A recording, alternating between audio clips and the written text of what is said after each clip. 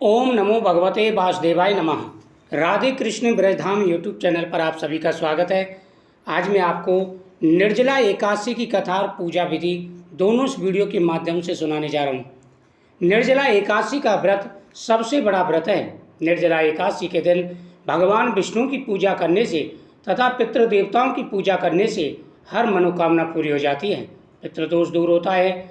उसके साथ साथ सभी एकादशियों के पुण्य का फल प्राप्त हो जाता है। जितना महत्व पूरी साल की एकादशियों का होता है उतना ही महत्व अकेली निर्जला एकादशी का व्रत करने से प्राप्त हो जाता है। निर्जला एकादशी के दिन सुबह स्नान करने के बाद में भगवान सूर्यदेव को अर्घ्य दे भगवान कृष्ण को स्नान कराएं। कृष्णाय वासुदेवाय हरे परमात्मने प्रणतः कलेश नाशाय गोविंदाय नमो नमः। लड्डू गोपाल जी को स्नान कराएं। भगवान को तुलसी दल समर्पित करें। भगवान के सामने फल चढ़ाए, दीपक जलाए और हाथ में जल लेकर के संकल्प करें कि हे गोविंद, आज मैं निर्जल व्रत रखूँगा, मेरे शरीर की रक्षा करें। अगर आप निर्जल व्रत रख रहे हैं तो उस प्रकार से संकल्प करें, अगर फलाहार का व्रत रख रहे हैं तो उस प्रकार से संकल्प करें।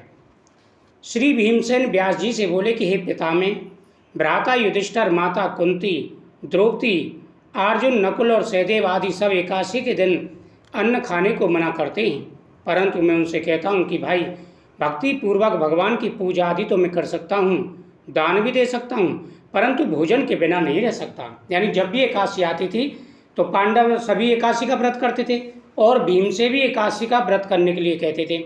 तो भीम परेशान हो गए और वो व्यास जी के पास जाकर के कहते हैं कि हे व्यास जी, आप कृपा करके कोई ऐसा व्रत बताइए जिससे साल में सिर्फ एक बार ही मुझे करना पड़े, क्योंकि जब भी एकादशी आती है हमारे घर में लड़ाई हो जाती है।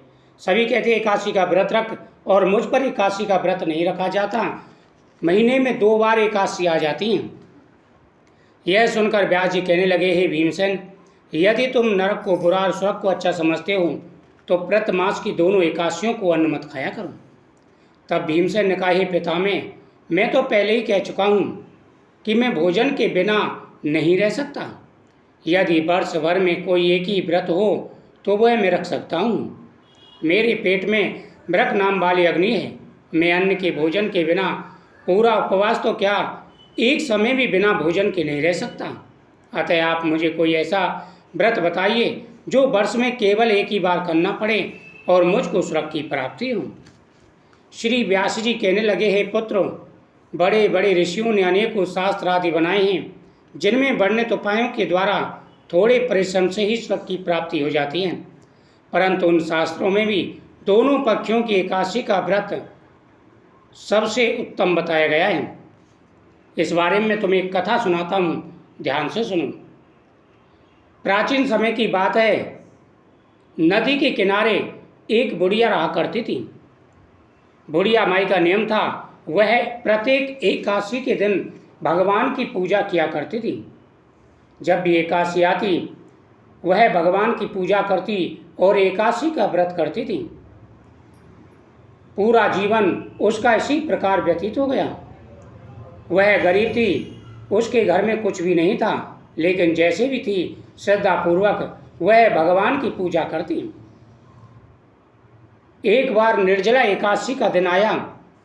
बुढ़िया माई ने संकल्प किया कि आज मैं निर्जल व्रत करूंगी। बुढ़िया माई काफ़ी कमज़ोर हो चुकी थी। बुढ़िया माई सुबह स्नान किया। स्नान करने के बाद में एक लोटा में जल भरा और लोटे में जल भर करके वह मंदिर की सीढ़ियाँ चढ़ने लगी। मंदिर की सीढ़ियाँ चढ़ते चढ़ते बुढ़िया माई थक गई और वह सीढ़ी पर ही गिर गई। हाथ के लोटे का जल वहीं पर रख दिया और बोली कि हे माधव, आज मेरा निर्जला एकादशी का व्रत है, मैं सीढ़ियाँ चढ़ने में असमर्थ हूँ। पूरा जीवन मेरा एकादशी के व्रत में ही व्यतीत हो गया है। अब मैं इस जीवन से परेशान हो चुकी हूँ। अब आप कृपा करके मुझे दर्शन दें। बुढ़िया माई ने आंसू बहाते हुए पूरी श्रद्धा के साथ भगवान गोविंद से ये प्रार्थना की। तभी अचानक मंदिर के घंटा बजने लगे। मंदिर के गर्भगृह में प्रकाश फैल गया और वहाँ से स्वयं भगवान श्री कृष्ण प्रकट हुए।